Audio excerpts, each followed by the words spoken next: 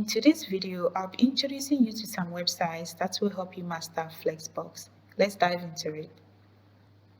The first platform I'll begin with is flexboxforgay.com.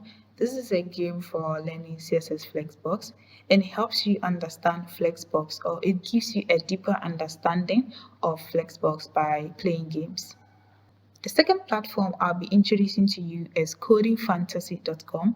This particular platform helps you to practice Flexbox by playing games. This is how the platform looks like. In case you want to start playing games and start learning Flexbox, all you have to do is click on this button. When you click on this button, you get to choose the level of the game that you want to play.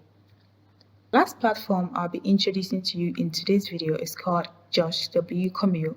With this particular platform, it helps you learn Flexbox by interacting with some of the examples that they have on the platform.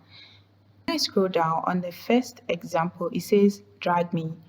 So I'm going to do that, and you can see that there are some changes being affected to the container. So this is how you learn Flexbox. And when I scroll down more, I see more examples. When I click on Flex, it shows me how it's going to display.